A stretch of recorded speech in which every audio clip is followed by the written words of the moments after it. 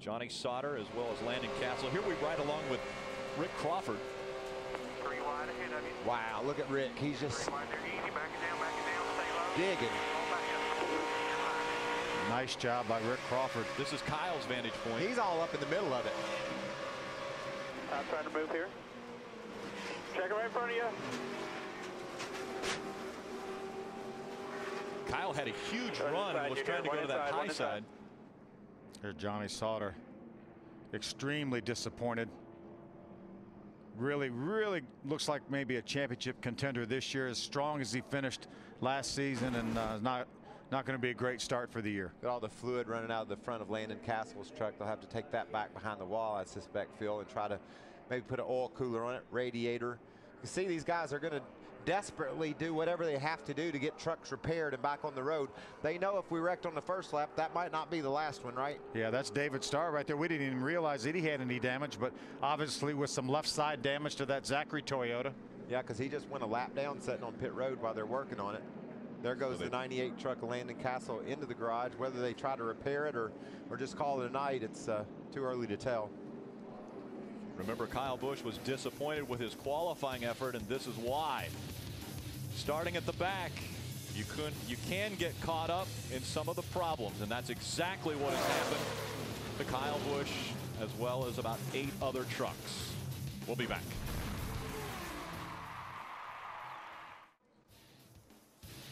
Welcome back to our season opener for the Camping World Truck Series. Our aerial coverage is brought to you by DirecTV. DirecTV, it'll change your life. Call 1-800-DIRECTV. A few life-changing moments just moments ago here at Daytona. Let's look back at the people involved in this most recent incident. It started with Austin Dillon there, Rick. Eric Almirola made a move under him, and Phil, they tell you in the driver's meeting, if you go below the yellow line to pass, you may be penalized. If you block someone below the yellow line, then you may be penalized. And this is a case where when Eric Almirola started by Austin Dillon. Let's look at it. Let's look at it and show it right here. And you'll see there's when Eric starts by Austin, there's room there for his truck.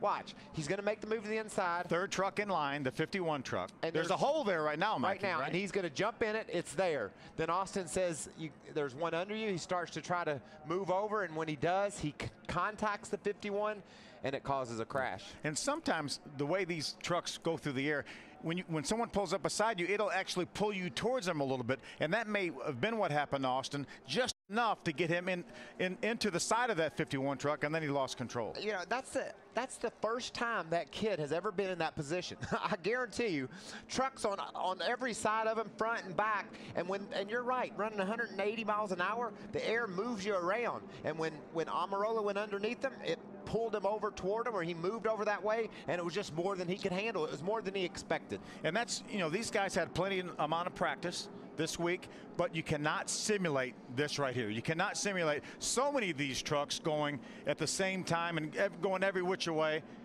And everyone wanting to get to the front just a little bit too early. We hadn't even completed our first lap, and this takes place as they were entering turn 3. Look at Kyle Busch. He took a little bit of a blow there on his right front off of Austin Dillon, and then he shot up into the outside wall. So I'd be surprised if there isn't some damage, significant damage to the suspension, right front suspension of that truck, Phil. Yeah, let's ride along with Kyle Busch right here in the hell of a good Toyota. He makes a move to the inside, has a great run going, passes a couple trucks, but unfortunately they're crashing right in front of him, and he really had absolutely nowhere to go. Some guys some of these cats did a great job of keeping their eyeballs wide open and figuring out where they wanted to go during the course of this crash. I was very impressed with Nelson Piquet Jr., my spotlight driver. He got through. This is the first time he has ever had to drive through a wreck like that in this type of vehicle. Ray Dunlap.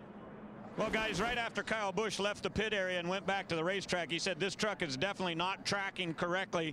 They feel like they have some damage to the lower right front control arm. So they have gone to the garage with the 18.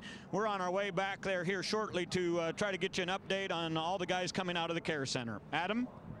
And as Kyle Busch continues to sit and wait, we recap a little more from the perspective of Austin Dillon. And immediately after the accident happened, Austin came on the radio. He was very frustrated, but based on the tone of his voice, you felt like he was taking credit for what happened on track, apologizing to his team. And there's a great deal of disappointment because prior to this race, a number of members from the Richard Childress Racing Cup teams were here, not working, just supporting, realizing how big this was, not only for Austin, but his grandfather, Richard Childress. Unfortunately, the night ending prematurely for the number 3 truck as he sits idle in the garage.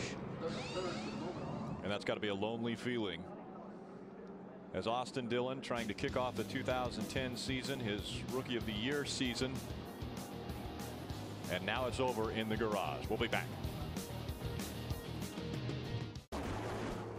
And again, welcome back. If you're just joining us, Kyle Busch was trying to complete 550 miles of racing today, and it was cut short earlier, and it's cut short once again as he is underneath his truck. Again, a new owner driver in the series. Huge lap on Rec 1, and this, Phil, might be the perfect example of how that yellow line rule is supposed to work. There's a hole there for the 51 truck to get in when he's going down the back straightaway. He gets in it, the 3 truck crowds him over underneath the yellow line, and there's a crash. And again, that is why we have the double yellow line. You can't go beneath it. No one violated that rule. And we're about ready to get back underway. Our first attempt at a double file restart in the Camping World Truck Series. Those 2 KHI trucks there, Kevin Harvick Incorporated, Phil, should be able to line up at the front of this field. You would think, right? But we know with the draft the way it is with these trucks, they will not be able to drive away. They have Jason White right now right on their rear tailgate. And a year ago, that 4 was also a part of the KHI team, but no longer. Turner Motorsports. But affiliated with that's right. KHI. KHI actually, I think, hangs the bodies on those trucks, maybe even does the entire truck. Jason White, the 3rd truck back. He was your pole sitter at the start of this race. This is where the melee took place at the beginning of the race. It looks as though we'll get through 3 unscathed. Taylor Malsom, a nice early run going right now, battling for the 4th spot. Oh, Max Pappas has shot up in there too. He's running around 5th or 6th. Great qualifying effort for Max. Hugging the yellow line. Looks as though that might be the fast way around the racetrack tonight. At least it is for Elliott Sadler and Ron Hornaday as they lead the field back around through 1 and 2. Elliott Sadler was so confident about this truck. Talked to him yesterday, and he said he couldn't wait to race. He didn't care whether it was last night, tonight, or next week. We got a truck smoking back in the back. That looks like David Starr's truck, the Zachary number 81, and he was involved in the most recent incident. Yeah, he had some damage. He lost a couple laps on pit road making repairs. Looks like so far the inside line's doing pretty well, Mikey. Yeah, but you don't feel you really have to handle. Look at Max bouncing up the hill. Wow. Luckily, there was a hole there for him. Barely a hole. That was my point. You really have to handle good to be able just to keep staying right down on that yellow line. Mario Goslin in the TireMonkey.com. Chevrolet got really loose through the tri-oval. He's about 6 back on the inside line. That yellow and red number 12 truck. Last time we raced a big super speedway like this, Mario worked his way up to a 6th place finish in that Tire Monkey truck. I believe I'd get to pit road if I was David Starr. Starr. That thing won't, that's a tire smoking, I think, and it won't last that long as much as it's smoking. Yeah, it usually doesn't get any better. 2 trucks out front, Elliott Sadler and Ron Hornaday Jr. And then they're 2x2 back from 3rd. So about 20th. And just FYI, if you're sitting at home, Elliott Sadler and Ron Hornaday are fine right now. They don't have any issues. They'll ride like that for as long as they can. Jason White probably is pretty comfortable right there in 3rd as well. But you can see Carmichael, Amarola, these guys that have gone up to the outside, they don't like where Ron Hornaday and Elliott Sadler are sitting. They want to be up there with them. They want to play a little bit with them. They don't want those guys up there. They want to replace them. That was Stacy Compton on the outside of Rick Crawford, right with the number 60. Crawford in the 14. Adam Alexander, how's our pole sitter doing?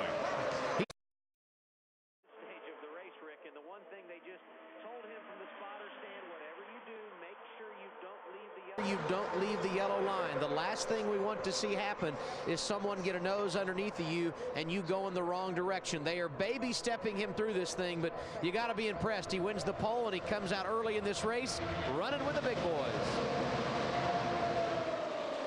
And how about the attitude of his truck compared to the two guys in front of him? We talk about that a lot. The splitter sealed to the racetrack for the 2 and the 33, and then you see the 23, and there's about 3 inches of air underneath. Well, and the further you go back, Rick, the more air is getting deflected over your truck. So